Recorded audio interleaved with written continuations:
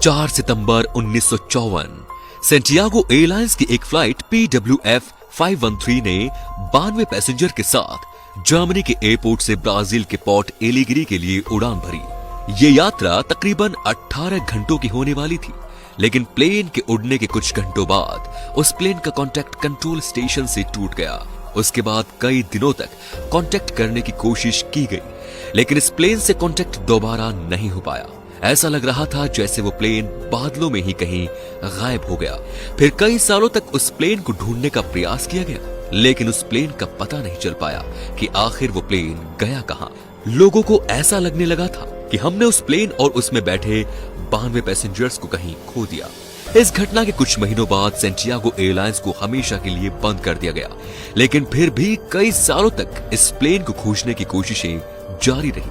पर न तो इतने सालों में प्लेन का पता लग पाया और न ही उसमें बैठे 92 यात्रियों का। उसके बाद धीरे धीरे सालों में बदल गए, लेकिन प्लेन को खोज पाना असंभव सा लगने लगा।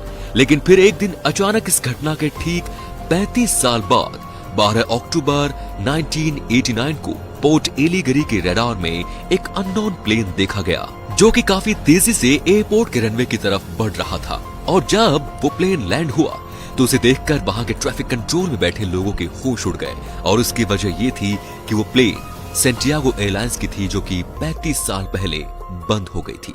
तो फिर उस एयरलाइन की प्लेन अचानक बिना किसी चेतावनी के कैसे आ सकती है? उसके बाद उस प्लेन को जब करीब से देखा गया तो यही प्लेन था जो 35 साल पहले 92 यात्रियों के साथ रहस्यमयी तरीके से गायब हो गया था।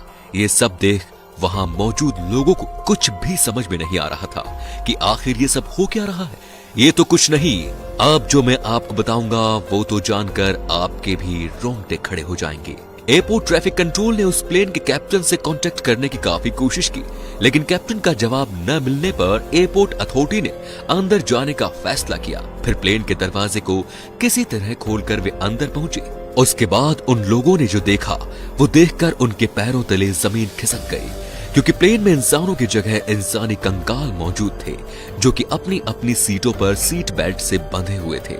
ये भयानक दृश्य देखकर एयरपोर्ट अथॉरिटी के लोग प्लेन के कॉकपिट की ओर दौड़े ताकि इन सवालों के जवाब वो कैप्टन से पूछ सके कि आखिर ये सब कैसे हुआ। और जब उन्होंने कॉकपिट का दरवाजा खोला तो वहां भी कैप्टन की जगह कंकाल मौजूद थे और उनके हाथ प्लेन के नेविगेशन कंट्रोल्स पर थे। इस घटना ने उस समय के सबसे जाने माने पैरानॉर्मल इन्वेस्टिगेटर और वैज्ञानिक डॉक्टर अटिलो का ध्यान भी अपनी तरफ खींचा, और साथ ही इसमें कई पैरानॉर्मल इन्वेस्टिगेटर्स मौजूद थे जिन्होंने इस रहस्यमयी घटना की असल वजह जानने की पूरी कोशिश की। लेकिन इन सभी इन्वेस्टिगेटर्स ने इस घटना के बारे में एक ही थ्योरी दी। उन्होंने बताया कि शायद फ्लाइट 513 किसी तरह के टाइम बम्बल में एंटर कर गई और सन 1989 में आ पहुंची।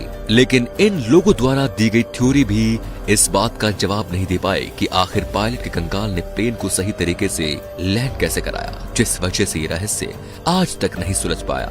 आज के इतने आधुनिक समय में साइंस की इतनी तरक्की के बावजूद इस पूरी दुनिया में ऐसे रहस्य छिपे हैं जिनका अभी तक साइंस के पास कोई जवाब नहीं है।